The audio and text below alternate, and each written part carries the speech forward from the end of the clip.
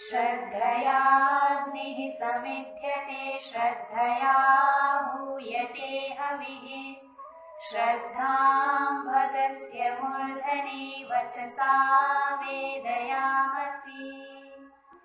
ॐ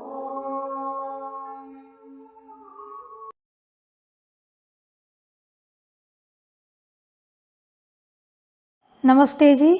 ए ही संस्कृतम शिक्षे मही में आप सभी का हार्दिक स्वागत है। आशा करती हूँ आप सब कुशल होंगे, स्वस्थ होंगे, संस्कृत की आवृत्ति करते हुए, संस्कृत का व्यवहार में प्रयोग करते हुए संस्कृत का आनंद ले रहे होंगे। आइए नई कक्षा आरंभ करने से पहले पिछली कक्षा की हम आवृत्ति कर लेते हैं। पिछली कक्षा में हमने शब्द कर्मक धातुएं किसको कहते हैं और शब्द कर्मक निजंत धातुएं कौन सी हैं, उनका प्रयोग कैसे किया जाता है, उसको देखा था। अकर्मक निजंत धातुओं का प्रयोग कैसे किया जाता है यह भी देखा था। कारी इस निजंत धातु का प्रयोग भी किस प्रकार किया जाता है यह भी देखा था।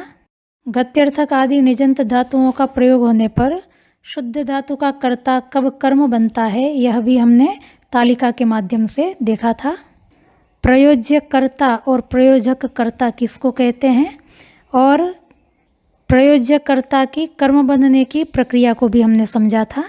जिन निजंत धातुओं का प्रयोग होने पर प्रयोज्य कर्ता कर्म नहीं बनता, ऐसे प्रयोज्य कर्ता में तृतीय विभक्ति का प्रयोग होता है। इस नियम को भी हमने उदाहरण से समझा था।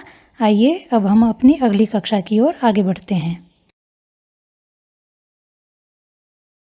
कुछ लोगों की शंका है कि कैसे पता करें कि किन निजंत धातुओं का प्रयोग होने पर प्रयोज्यकर्ता की कर्म संज्ञा नहीं होती है। आप लोगों को मैंने एक तालिका बताई थी जिसमें कुछ निजंत धातुएं थी जहां पर प्रयोज्यकर्ता की कर्म संज्ञा हो जाती हैं। इस तालिका में बताई हुई धातुओं से अतिरिक्त जितनी भी निजंत धातुएं हैं वहां पर प्रयोज्यकर्ता की कर्म संज्ञा नहीं होती है। प्रयोज्यकर्ता कर्ता ही बना रहता है। क्योंकि कर्म संज्ञा नहीं होती है अतः द्वितीय विभक्ति का प्रयोग नहीं होगा। तालिका में बताई हुई धातुओं से अतिरिक्त धातुओं में प्रयोज्यकर्ता में तृतीय विभक्ति का प्रयोग होगा।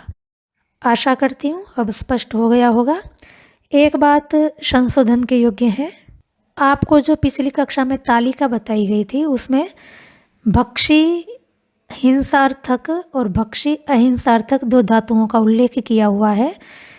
नित्य कॉलम में भक्षी अहिंसार्थक ऐसा लिखा है जो कि भक्षी हिंसार्थक होना चाहिए, और नहीं वाले कॉलम में भक्षी हिंसार्थक ऐसा लिखा है जो कि भक्षी अहिंसार्थक होना चाहिए।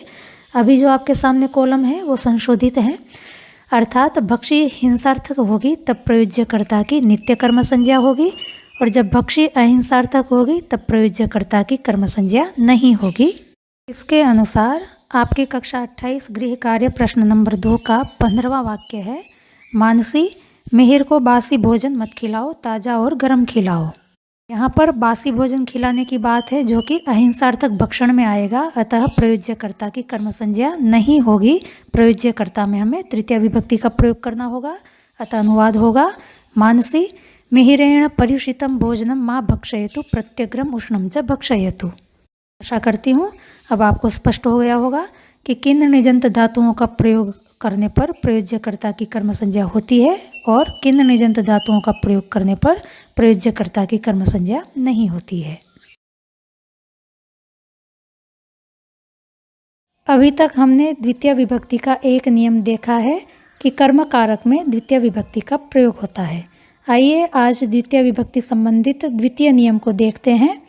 अभितः, उभयतः, परितः, सर्वतः, प्रति, धिक, विना इन शब्दों का प्रयोग होने पर संबंधित शब्द में द्वितीय विभक्ति का प्रयोग होता है। अभितः, उभयतः आदि शब्दों के अर्थ क्या हैं, पहले अर्थ को देख लेते हैं।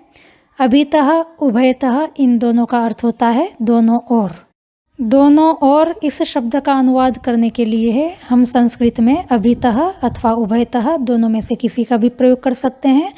जैसे रोटी के दोनों ओर घी लगाओ, यहाँ पर दोनों ओर इसका अनुवाद करने के लिए अभितः अथवा उभयतः दोनों में से किसी का भी हम अनुवाद कर सकते हैं। परितः, सर्वतः इनका अर्थ होता है चारों ओर। जैसे घर के चारों ओर कूड़ा पड़ा हुआ है तो चारों ओर इस शब्द का अनुवाद करने के लिए हम परितः अथवा सर्वतः दोनों में से किसी एक का प्रयोग कर सकते हैं। प्रति का अर्थ होता है की ओर, जैसे घास की ओर गाय जा रही है, तो की ओर का अनुवाद करने के लिए हम प्रति शब्द का प्रयोग करेंगे। धिक, इसका अनुवाद होता है धिक्कार। धिक्कार है तुझे, झूठ बोलता है, तो धिक्कार है, इसका अनुवाद करने के लिए धिक शब्द का हम प्रयोग करेंगे। विना का अर्थ होता है के बिना। नमक के बिना तो भोजन अच्छा ही नहीं लगता, तो के विना का अनुवाद करने के लिए हम विना शब्द का प्रयोग करेंगे। तो ये सारे शब्द अभितः, उभयतः, परितः, सर्वतः, प्रतिधिक, विना सब के सब अव्यय हैं, इसके रूप नहीं चलते हैं। जैसे ये लिखे हुए हैं ठीक वैसे ही शब्द में इसको प्रयोग कर देना है। आइए वाक्य से हम देखते हैं इनका प्रयोग कैसे करना है। पहले अभितः, उभयतः, इनका प्रयोग कैसे करना है इसको देखेंगे। गाड़ी के दोनों ओर अंगरक्षकों की बाइक जा रही है। इस वाक्य में आप देखें दोनों ओर इस शब्द का प्रयोग हुआ है, अतः इसका अनुवाद करने के लिए हमें अभितः अथवा उभयतः दो में से किसी एक का प्रयोग करना है। हमारा नियम था कि अभितः, उभयतः, परितः, सर्वतः, प्रतिधिक, विना इन शब्दों का प्रयोग होने पर संबंधित शब्द में द्वितीय विभक्ति का प्रयोग होता है, अर्थात दोनों ओर इस शब्द का संबंध किस शब्द के साथ है उस शब्द में द्वितीय विभक्ति का हमें प्रयोग करना होगा। अब वाक्य में देखें दोनों ओर, किसके दोनों ओर? गाड़ी के, तो दोनों ओर इसके साथ संबंध किसका है? गाड़ी का, तो गाड़ी का अनुवाद करने के लिए हम द्वितीय विभक्ति का प्रयोग करेंगे। गाड़ी को संस्कृत में यान कहेंगे, नपुंसकलिंग प्रातिपदिक है, द्वितीय विभक्ति एक वचन में रूप बनेगा यानम। दोनों ओर इसका अनुवाद होगा अभितः, उभयतः, वा के विषय में मैंने पिछली कक्षा में बताया हुआ है कि अभितः, उभयतः दोनों में से किसी एक का प्रयोग आप कर सकते हैं। ये बताना हो तो हम इस तरह से लिखेंगे अभितः, उभयतः, वा। आगे वाक्य है अंगरक्षकों की बाइक जा रही है। अंगरक्षक अर्थात बॉडीगार्ड, इसको संस्कृत में अंगरक्षक कहेंगे, पुल्लिंग प्रातिपदिक है, संबंध होने से षष्ठी का हम प्रयोग करेंगे, संख्या में बहुत होने से बहुवचन का। बाइक को संस्कृत में यंत्र द्विचक्रिका कहते हैं, स्त्रीलिंग प्रातिपदिक है। जा रही है, घम धातु का प्रयोग करेंगे, जाने की क्रिया बाइक कर रही है, अतः बाइक करता है, प्रथमा विभक्ति का हम प्रयोग करेंगे। यह सब आपके लिए अब सहज हो गया है। हमारा वाक्य का अनुवाद होगा यानम अभितः, उभयतः, वा अंगरक्षकाणाम यंत्र द्विचक्रिकाः गच्छन्ति। एक और वाक्य देख लेते हैं। कागज के दोनों ओर कौवे का चित्र मत बना। अब यहाँ पर दोनों ओर का अनुवाद करने के लिए हम अभितः, उभयतः दोनों में से किसी एक का प्रयोग कर सकते हैं। दोनों ओर का संबंध किसके साथ है? कागज के साथ, अतः कागज का अनुवाद करते समय हमें द्वितीय विभक्ति का प्रयोग करना होगा। कागज को संस्कृत में करगदम कहते हैं, अतः अनुवाद बनेगा करगदम अभितः, उभयतः, वा। आगे वाक्य है कौवे का चित्र मत बना, तो बनाने के लिए क्रि धातु का प्रयोग करेंगे, आदेश होने से लोट लकार। मत का अनुवाद होता है माँ। क्या मत बना? चित्र मत बना, तो चित्र कर्मकारक है, कर्मकारक में द्वितीय विभक्ति का प्रयोग करेंगे। किसका चित्र? कौवे का। कौवे संबंध है, कौवे को संस्कृत में काक कहते हैं, षष्ठी विभक्ति का प्रयोग करेंगे, अतः हमारा वाक्य बनेगा करगदम अभितः, उभयतः, वा काकस्य चित्रम मा कुरु। अब देखते हैं परितः, सर्वतः इन अव्ययों का प्रयोग कैसे करना है। वाक्य है गुरुकुल के चारों ओर खेत हैं। चारों ओर का अनुवाद करने के लिए हमें परितः अथवा सर्वतः दो में से किसी एक का प्रयोग करना है। अब चारों ओर का संबंध किसके साथ है? गुरुकुल के साथ, अतः गुरुकुल में द्वितीय विभक्ति का प्रयोग करेंगे। अनुवाद होगा गुरुकुलम परितः, सर्वतः, वा। खेत हैं का अनुवाद करने के लिए हमें अस धातु का प्रयोग करना होगा। है क्रिया का कर्ता खेत हैं, खेत को संस्कृत में क्षेत्र कहते हैं, नपुंसकलिंग प्रातिपदिक है, बहुत हैं, अतः बहुवचन का प्रयोग करेंगे। अनुवाद होगा गुरुकुलम परितः, सर्वतः, वा क्षेत्राणि सन्ति। एक और वाक्य देख लेते हैं। बच्चे के चारों ओर जो खिलौने हैं वे सब वहाँ रख दे। चारों ओर का अनुवाद करने के लिए परितः, सर्वतः दो में से किसी एक का प्रयोग। चारों ओर का संबंध बच्चे के साथ है, अतः बच्चे का अनुवाद करते समय हमें द्वितीय विभक्ति का प्रयोग करना होगा। वाक्य बनेगा बालकम परितः, सर्वतः, वा। आगे वाक्य है जो खिलौने हैं वे सब वहाँ रख दें। यह यत तत् संयोजक सर्वनाम वाला वाक्य है। अतः यहाँ पर दो वाक्य हैं।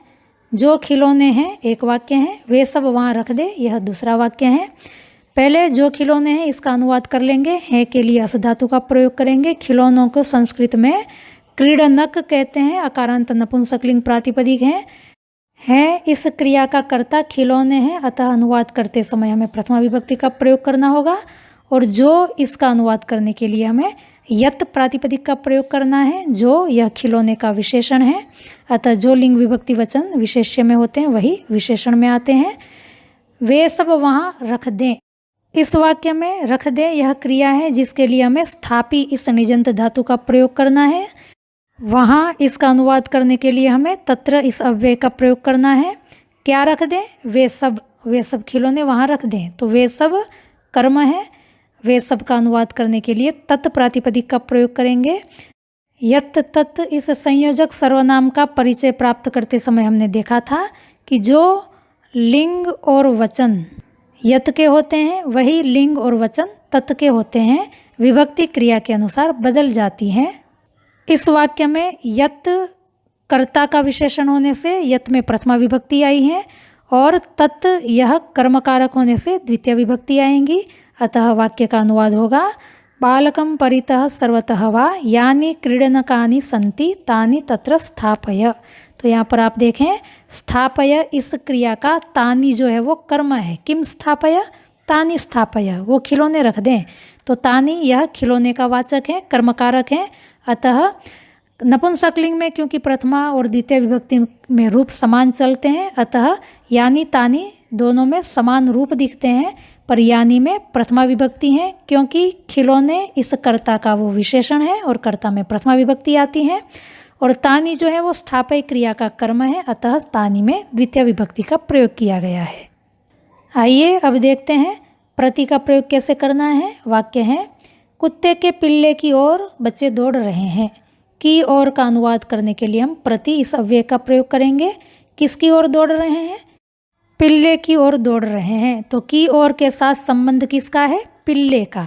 तो पिल्ले का अनुवाद करते समय हमें द्वितीय विभक्ति का प्रयोग करना है। पिल्ला अर्थात बच्चा। बच्चे को संस्कृत में शावक कहते हैं, अतः शावकम ऐसा अनुवाद होगा। किसका पिल्ला है? कुत्ते का। तो कुत्ते का यह संबंध में है, अतः कुत्ते का अनुवाद करते समय हमें षष्ठी विभक्ति का प्रयोग करना है। अतः वाक्य होगा कुक्कुरस्य शावकम प्रति। बच्चे दौड़ रहे हैं। दौड़ने के लिए धाव धातु का प्रयोग करेंगे। दौड़ने की क्रिया बच्चे कर रहे हैं, अतः कर्ता कारक होने से प्रथमा विभक्ति का प्रयोग होता। वाक्य बनेगा कुक्कुरस्य शावकम प्रति बालकाः धावन्ति। एक और वाक्य देखते हैं। ठग भीड़ की ओर गया।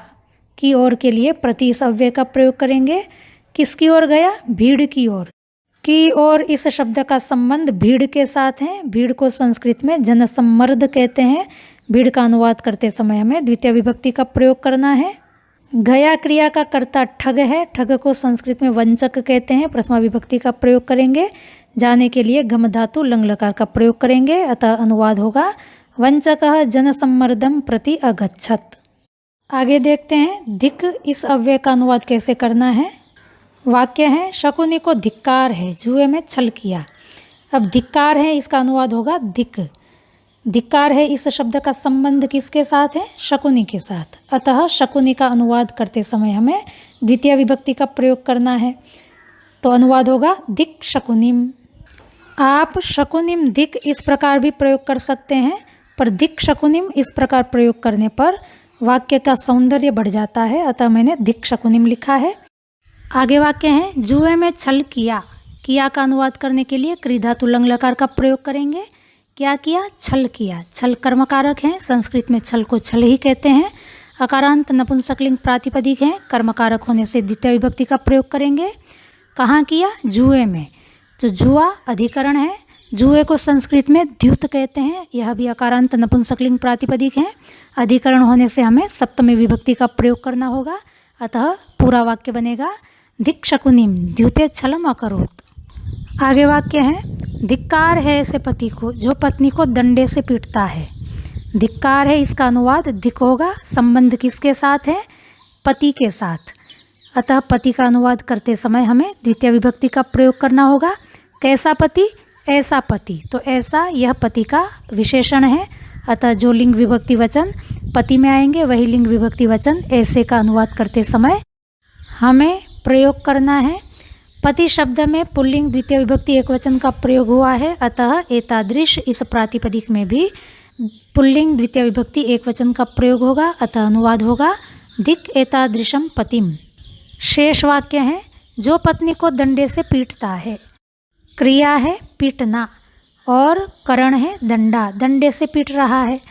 तो दंडा इस करण सहित पीटना क्रिया को संस्कृत में शाति कहते हैं। शाति के रूप पाठी के समान चलते हैं, क्योंकि करण भी क्रिया के अंदर ही आ जाता है, अतः पृथक से दंडे का अनुवाद हमें नहीं करना पड़ता। शाति कहने से ही अर्थ आता है दंडे से पीटना। किसको पीटता है? पत्नी को। पत्नी कर्मकारक है, जो यह पति का विशेषण है। अब पति क्योंकि पुल्लिंग में है, अतः जो का अनुवाद करते समय हमें यत प्रातिपदिक का भी पुल्लिंग का रूप प्रयोग करना होगा। जो यह पीटने की क्रिया का करता है, अतः हमें प्रथमा विभक्ति एकवचन का प्रयोग करना होगा। अतः पूरा वाक्य बनेगा दिक् एतादृशम पतिम यह पत्नीम शातयति। आगे देखते हैं विना शब्द का प्रयोग कैसे करना है। वाक्य है आजकल महिलाएं मैचिंग ब्लाउज के बिना साड़ी पहनती ही नहीं। के विना का अनुवाद करने के लिए हमें विना इस अव्यय का प्रयोग करना होगा। के विना इसका संबंध है ब्लाउज के साथ। ब्लाउज को संस्कृत में चोल कहते हैं, अकारांत नपुंसकलिंग प्रातिपदिक है। कैसा ब्लाउज? Matching blouse. मैचिंग है ब्लाउज का विशेषण है, अतः जो लिंग विभक्ति वचन ब्लाउज में होगी वही लिंग विभक्ति वचन मैचिंग इस शब्द का अनुवाद करते समय हमें प्रयोग करनी है। मैचिंग का संस्कृत अनुवाद होता है सवर्ण, अतः वाक्य बनेगा सवर्णम चोलम विना। शेष वाक्य है आजकल महिलाएं साड़ी पहनती ही नहीं। क्रिया है पहनती। पहनने की क्रिया का अनुवाद करने के लिए हमें धारी धातु का प्रयोग करना है। क्या नहीं पहनती? साड़ी। साड़ी को संस्कृत में शाटिका कहते हैं, कर्मकारक होने से द्वितीय विभक्ति का प्रयोग करेंगे। कौन नहीं पहनती? महिलाएं। महिला कर्ताकारक हो जाएंगी। महिला का अनुवाद संस्कृत में महिला ही होता है, कर्ताकारक होने से प्रथमा विभक्ति का प्रयोग करेंगे। आजकल अव्यय है, संस्कृत अनुवाद होता है अद्यत्वे। ही भी अव्यय है, संस्कृत अनुवाद होगा एव। नहीं भी अव्यय है, संस्कृत अनुवाद होगा न। अतः पूरा वाक्य बनेगा अद्यत्वे महिलाः सवर्णम चोलम विना शाटिकाम धारयन्ति एव न। एक वाक्य और देख लेते हैं। इलायची के बिना मैं हलवा कैसे बनाऊंगी? के बिना का अनुवाद करने के लिए विना इस अव्यय का प्रयोग करेंगे। के बिना का संबंध इलायची के साथ है, अतः इलायची का अनुवाद करने के लिए हमें द्वितीय विभक्ति का प्रयोग करना होगा। इलायची को संस्कृत में एला कहते हैं, आकारांत स्त्रीलिंग प्रातिपदिक है, अतः अनुवाद होगा एलाम विना। शेष वाक्य है मैं हलवा कैसे बनाऊंगी? बनाने के लिए निर्मापी क्रिया का प्रयोग करेंगे। भविष्यत्काल होने से लृट लकार का प्रयोग करेंगे। कर्ता कौन है? मैं। क्या बनाना है? हलवा, अतः हलवा कर्मकारक है। हलवे को संस्कृत में संयाव कहते हैं, अकारांत पुल्लिंग प्रातिपदिक है, कर्मकारक होने से द्वितीय विभक्ति का प्रयोग करेंगे। कैसे का अनुवाद होता है कथम, अव्यय शब्द है, अतः संपूर्ण वाक्य होगा एलाम विना अहम संयावम कथम निर्मापयिष्यामि। इस प्रकार द्वितीय विभक्ति का द्वितीय नियम अभितः, उभयतः, परितः, सर्वतः, प्रतिदिक विना इन शब्दों का प्रयोग होने पर संबंधित शब्द में द्वितीय विभक्ति का प्रयोग होता है। आपको अच्छी तरह से समझ में आ गया होगा। अब इन अव्यय शब्दों का व्यवहार में अधिक से अधिक प्रयोग करें, जिससे कि यह हमारे लिए सहज हो जाए। दिक् इस अव्यय शब्द का प्रयोग कैसे करना है उसको समझते हुए हमने एक वाक्य देखा था। धिक्कार है ऐसे पति को जो पत्नी को डंडे से पीटता है। अब इस वाक्य में शब्द आया हुआ है ऐसे। ऐसे इस शब्द का संस्कृत में दो तरह से प्रयोग होता है। हम सब जानते हैं कि वाक्य में दो तरह के शब्द होते हैं, नाम शब्द और क्रिया शब्द। कभी यह ऐसा शब्द नाम का विशेषण बनता है तो कभी यह ऐसा शब्द क्रिया का भी विशेषण बनता है। जब वो नाम का विशेषण होता है तब अनुवाद कैसे किया जाता है और क्रिया का विशेषण बनता है तब अनुवाद कैसे किया जाता है, प्रसंग प्राप्त हुआ है तो देख लेते हैं, क्योंकि दोनों जगह अनुवाद का तरीका अलग अलग है। जब यह ऐसे, ऐसा, ऐसी इस प्रकार के शब्द नाम शब्द के विशेषण होते हैं तब संस्कृत में अनुवाद करते समय यदि नाम शब्द पुल्लिंग में है अथवा नपुंसकलिंग है तो एतादृश शब्द के द्वारा अनुवाद किया जाएगा, और यदि नाम शब्द स्त्रीलिंग है तो ऐसी इस शब्द का अनुवाद करने के लिए हमें एतादृशी इस शब्द का प्रयोग करना होगा। ये वाक्य देख लेते हैं। धिक्कार है ऐसे पति को जो पत्नी को डंडे से पीटता है। इस वाक्य में ऐसे यह शब्द पति इस नाम शब्द का विशेषण बना हुआ है।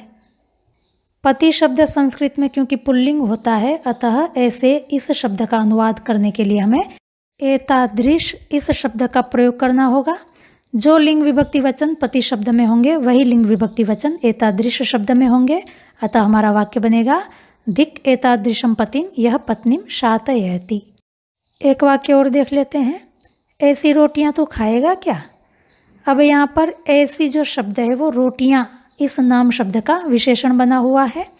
रोटी क्योंकि स्त्रीलिंग शब्द है संस्कृत में, अतः ऐसी इसका अनुवाद करने के लिए हमें एतादृशी इस प्रातिपदिक का प्रयोग करना होगा। अब जो लिंग विभक्ति वचन रोटी में आएगा वही लिंग विभक्ति वचन एतादृशी इस शब्द में भी प्रयोग करना होगा। वाक्य में रोटी जो है वो खाद्य क्रिया का कर्म है और संख्या में बहुत हैं, अतः हमें रोटी प्रातिपदिक स्त्रीलिंग द्वितीय विभक्ति बहुवचन का प्रयोग करना होगा। तो एतादृशी में भी स्त्रीलिंग द्वितीय विभक्ति बहुवचन का प्रयोग होगा। अतः वाक्य बनेगा एतादृशी ही रोटी काहा त्वम खादिष्यसि किम। एक नपुंसकलिंग का भी प्रयोग देख लेते हैं। ऐसा भोजन तो आप ही बनाते हैं। इस वाक्य में भोजन इस नाम शब्द का विशेषण है ऐसा। भोजन यह शब्द संस्कृत में नपुंसकलिंग में होता है, अतः ऐसा का अनुवाद करने के लिए हमें एतादृश इस प्रातिपदिक का प्रयोग करना होगा। जो लिंग विभक्ति वचन भोजन में होंगे वही लिंग विभक्ति वचन एतादृश शब्द में भी आएंगे। बनाने की क्रिया का भोजन कर्म है, अतः नपुंसकलिंग द्वितीय विभक्ति एक वचन का प्रयोग होगा। तो एतादृश प्रातिपदिक में भी हमें नपुंसकलिंग द्वितीय विभक्ति एक वचन का प्रयोग करना है। अतः वाक्य बनेगा एतादृशम भोजनम तु भवती एव निर्मापयति। आइए अब देखते हैं ऐसा शब्द जब क्रिया का विशेषण बनता है तो संस्कृत में अनुवाद कैसे किया जाता है। जैसे वाक्य है तुझे रोटी ऐसे खानी चाहिए। अब इस वाक्य में ऐसा जो शब्द है वो खानी चाहिए इस क्रिया का विशेषण बना हुआ है। कैसे खानी चाहिए, ऐसे खानी चाहिए। ऐसे शब्द जब क्रिया का विशेषण बनता है तो संस्कृत में अनुवाद करते समय हम इत्थम अथवा एवं इन दो अव्यय में से किसी एक शब्द का प्रयोग कर सकते हैं। तो हमारा वाक्य है तुझे रोटी ऐसे खानी चाहिए। अब ऐसे का अनुवाद करने के लिए हम इत्थम का भी प्रयोग कर सकते हैं, एवं का भी प्रयोग कर सकते हैं। खानी चाहिए क्योंकि विधिलिंग में है, खाद्य धातु का प्रयोग करेंगे तो वाक्य बनेगा त्वम रोटिकाम इत्थम एवं वा खादेयुः। ध्यान रखेंगे इत्थम एवं वा शब्द का प्रयोग किया है, उसका अर्थ होता है इत्थम खादेयुः अथवा एवं खादेयुः। एक वाक्य और देखते हैं। मैं ऐसे लिखता हूँ। कैसे लिखता हूँ, ऐसे लिखता हूँ। तो यहाँ पर लिखने की क्रिया का विशेषण है ऐसे, अतः अनुवाद करते समय हमें इत्थम अथवा एवं शब्द का प्रयोग करना है। वाक्य बनेगा अहम इत्थम एवं वा लिखामि। एक और वाक्य देखते हैं। मेरी बेटी ऐसे बोलती है। कैसे बोलती है, ऐसे बोलती है। तो बोलने की क्रिया का ऐसे यह शब्द विशेषण है, अतः यह क्रिया विशेषण शब्द है। अतः अनुवाद करते समय हमें इत्थम अथवा एवं इस शब्द का प्रयोग करना होगा। अतः वाक्य बनेगा मम पुत्री इत्थम एवं वा वदति। तो इस प्रकार आपको अभी अच्छी तरह से समझ में आ गया होगा कि जब ऐसा ऐसी यह शब्द नाम का विशेषण हो तब एतादृश अथवा एतादृशी इन प्रातिपदिकों का प्रयोग किया जाता है। जब यह शब्द क्रिया का विशेषण बनता है तब इत्थम अथवा एवं शब्द का प्रयोग किया जाता है। तो इस बात को आप अच्छी तरह से ध्यान में रखेंगे और व्यवहार में अधिक से अधिक प्रयोग करेंगे। आज का पाठ यहीं तक रखते हैं। आपको समझने में कहीं कोई कठिनाई आई हो तो आप हमें अवश्य पूछें। आपकी समस्याओं का समाधान करने का हम अवश्य प्रयास करेंगे। यदि आप अपने इष्ट मित्र साथी को इस संस्कृत पाठशाला से जोड़ना चाहते हैं या कोई व्यक्ति स्वयं जुड़ना चाहता है तो वीडियो के नीचे यहाँ पर आप देखें उल्टे तीर का निशान है, यहाँ पर क्लिक करने से डिस्क्रिप्शन बॉक्स खुल जाएगा जिसमें टेलीग्राम पर चलने वाले संस्कृत पाठशाला की लिंक दी हुई है और व्हाट्सएप पर भी हमारे 8 ग्रुप चलते हैं, उसकी भी लिंक यहाँ पर दी हुई है। दोनों में से किसी एक लिंक पर क्लिक करने से आप हमारी पाठशाला से जुड़ सकते हैं। थोड़ा नीचे कन्या गुरुकुल की वेबसाइट का भी लिंक दिया हुआ है जिस पर जाकर के आप कन्या गुरुकुल का सामान्य परिचय प्राप्त कर सकते हैं। यहाँ पर सब्सक्राइब बटन दिया हुआ है जिस पर आप क्लिक करेंगे तो हमेशा के लिए हम आपके साथ जुड़ जाएंगे। भविष्य में भी हम संस्कृत के अतिरिक्त और भी कोई वीडियोस अपलोड करेंगे तो उसके नोटिफिकेशंस समय पर आपको मिलते रहेंगे। इस पैनल पर यहाँ पर क्लिक करने से प्लेलिस्ट खुल जाएगी। यहाँ पर प्लेलिस्ट लिखा हुआ है, कोई हमारे पुराने वीडियोस देखना चाहते हैं तो यहाँ पर जाकर के क्लिक करें, आपको हमारे सारे वीडियो जितने भी हमने अपलोड किए हैं वो सब यहाँ पर मिल जाएंगे। यहाँ पर क्लिक करने से आप वीडियो को देख सकते हैं। अगली कक्षा में हम फिर मिलेंगे। आपने हमारे वीडियो को देखा, पसंद किया, आपका हार्दिक धन्यवाद।